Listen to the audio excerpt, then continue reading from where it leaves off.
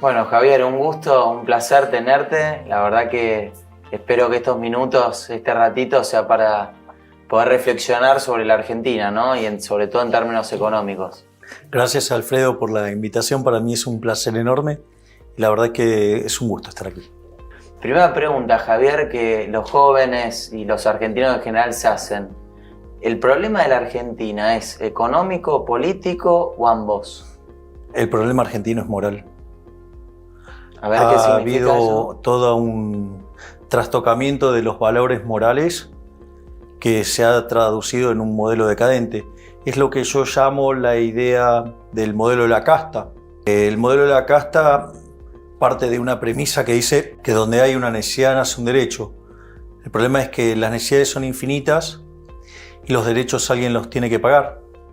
Y los recursos son finitos. Entonces, ese conflicto entre necesidades infinitas y recursos finitos, que la economía lo resolvió con la propiedad privada y los mercados libres, esa solución a los políticos no le gusta, y con la idea de la justicia social y la redistribución del ingreso y esa locura que implica, ¿no? Que es robarle el dinero a uno para dárselo a otro. Eso se ha manifestado en déficit fiscal. Esos déficit fiscal primero se financia con deuda. Cuando ya no hay más financiamiento, Argentina defaultea. O sea, Argentina es el máximo defaulteador de la historia moderna. Hemos superado ya Ecuador. Cuando ya no hay lugar para la deuda, se recurre a la emisión de dinero.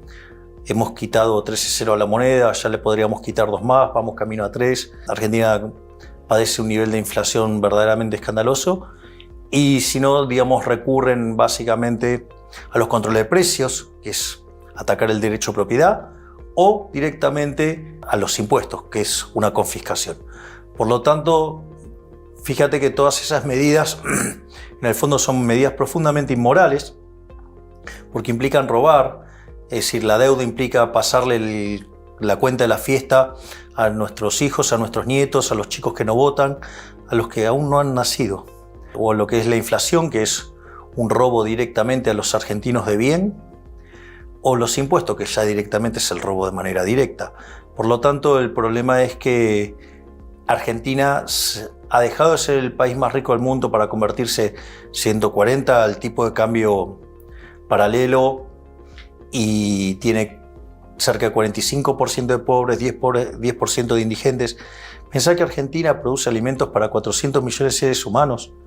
La presión fiscal en el campo es 60%. Quiere decir que el Estado se lleva los alimentos de 240 millones de seres humanos y hay 5 millones de argentinos que no les alcanza para comer. Es decir, el problema en Argentina es moral. O sea, y esa decadencia moral se traduce en políticas económicas que han hecho de este país un infierno, y que si no modificamos esto, Argentina se va a convertir en el país más miserable del planeta Tierra. Los jóvenes se preguntan, la gente adulta, la libertad, los libertarios, etc. Para explicarle a alguien que no conoce, ¿qué significa la libertad económica?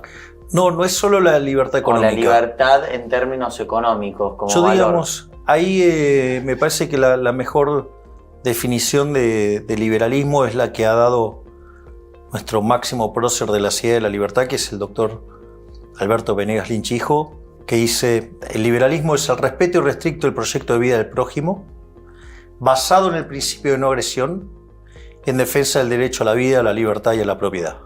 De hecho, las instituciones con las cuales vos respaldás esto es la propiedad privada, los mercados libres de intervención estatal, la competencia, entendida como libre entrada y salida, la división del trabajo y la cooperación social, donde solamente podés ser exitoso sirviendo al prójimo con bienes de mejor calidad a un mejor precio. Y aquellos países, en el fondo, que son más libres son 8 veces más ricos que los reprimidos.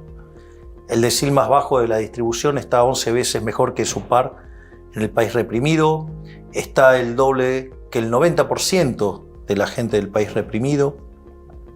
Por lo tanto, hay 25 veces menos de pobres en el formato estándar, 50 veces menos en el formato extremo. La gente vive 25% más.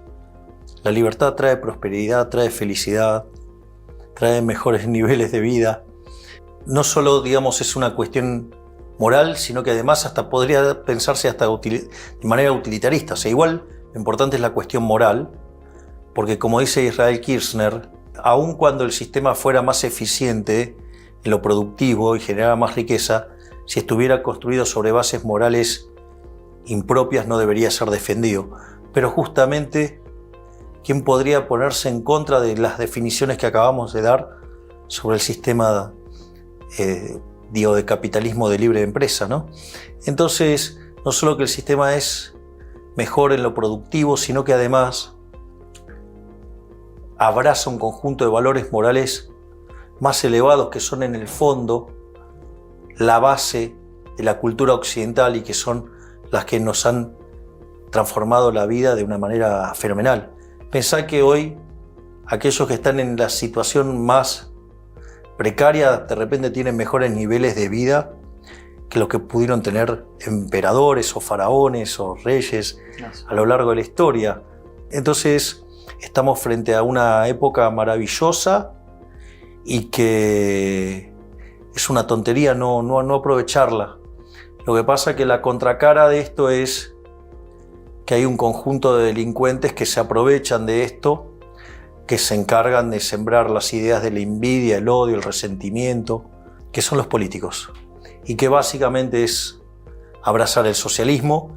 La verdad es que el socialismo es siempre y en todo lugar un fenómeno miserable, porque en todos los lugares donde se aplicó generó miseria, hambre, guerra y condiciones de vida verdaderamente espantosas. Así es que a veces resulta como complicado tratar de asimilar por qué no se internalizan estas ideas, pero es porque hay un conjunto de delincuentes que se benefician de esto, que son los políticos, porque son personas que a mercado no tendrían lo que tienen hoy como políticos.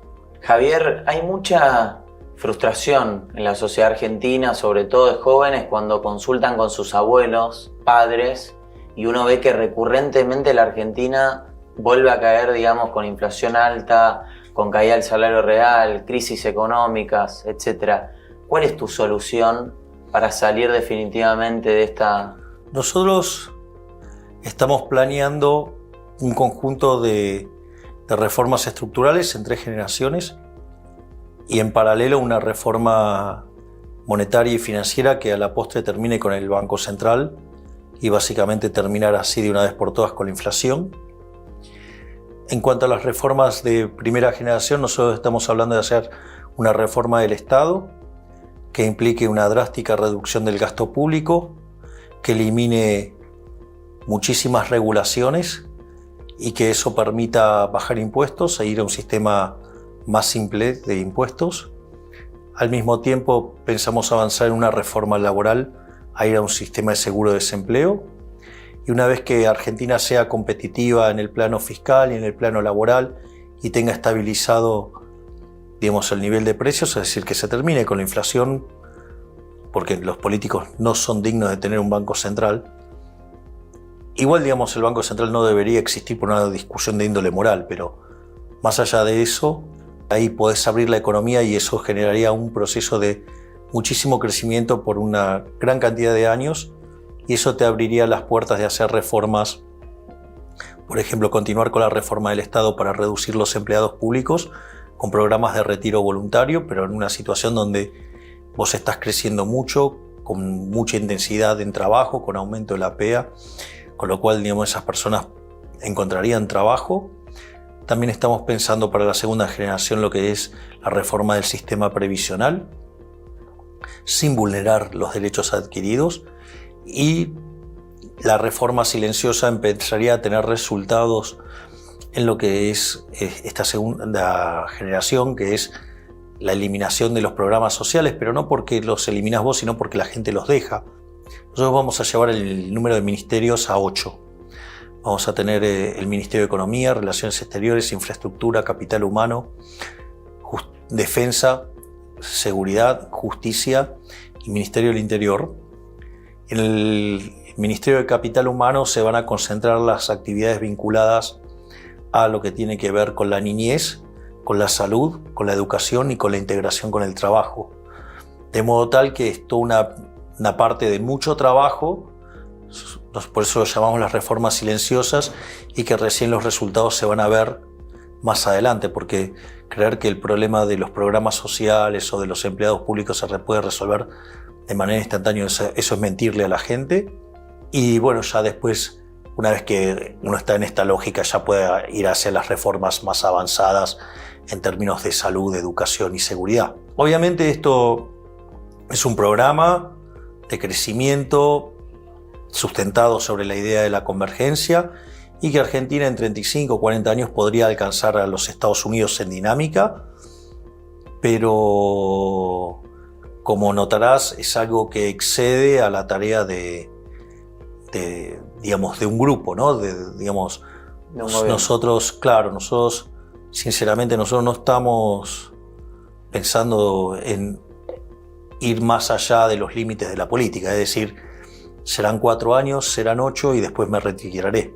Es decir, mi idea es enfrentar esta tarea titánica y una vez que se termina, listo, me dedicaré a estar con mis hijitos de 4 patas, me dedicaré a estudiar más economía, a dar conferencias y bueno, es público y conocido que además soy un estudioso de la Torá, así es que me dedicaré a ese tipo de cosas que tanto me llenan espiritualmente. Volviendo al tema de las reformas, ¿no? Hablaste de primera, segunda, tercera generación. Si tuvieras que principalmente poner el eje, sobre todo en los primeros 60 días, 90 días, porque lógicamente sabemos que la Argentina va a heredar una bomba de tiempo económica con muchísimos desequilibrios, precios relativos, fiscales, macroeconómicos, monetarios, etc. ¿Dónde pones el eje? Lo fiscal y lo monetario. Por eso lo llamamos el plan motosierra. Okay. Vos lo primero que tenés que hacer es entrar a recortar el gasto público para terminar con el déficit fiscal. En paralelo se manda la reforma monetaria y financiera. En caso de que el Congreso no me lo apruebe, lo mandaría a consulta popular. Y aun cuando la consulta popular, fuera adversa, con los tamaños de recorte fiscal se terminaría con los problemas de tener que monetizar el déficit y eso te permitiría recomponer de una manera más saludable la composición de la deuda, ¿no? Porque cuando vos pasás a tener superávit primario y pasás a ser solvente, rolear la deuda se vuelve algo muchísimo más fácil. Si vos además no necesitas colocar nueva deuda y es más, hasta podés empezar a absorber, verdaderamente la cosa se hace mucho más fácil. Pero para eso tenés que tener la determinación de cortar con el déficit fiscal. Nosotros tenemos planeado eliminar la obra pública yendo a un sistema de iniciativa privada a la chilena. Tenemos pensado eliminar de cuajo las transferencias discrecionales. Tenemos pensado eliminar los subsidios económicos recalibrando la ecuación económica financiera de los contratos. Tenemos pensado terminar con los regímenes de privilegio en las jubilaciones y tenemos pensado avanzar en la eliminación de las empresas del Estado, ya sea o porque se privatizan o porque se las entregamos a los empleados. Pero basta de estos chistes que en realidad son solamente cajas políticas. O sea, un ajuste fiscal drástico, rápido, exacto, con corrección y luego una corrección también del Estado, del tamaño del Estado con respecto al producto. Pero es que eso lo que va a implicar es achicar el tamaño del Estado respecto al producto y eso después te permite además también, conforme vos mejoran tus números fiscales, puedes empezar a hacer reducciones de impuestos. Nosotros tenemos planeada una reforma que obviamente hay que acordarlas con los gobernadores para ir de casi 170 impuestos a 10 nada más, para que el sistema quede simplificado y para que, cumplir con las obligaciones fiscales no sea tan complicado. Obviamente que conforme que la economía vaya creciendo, mi idea es seguir bajando impuestos.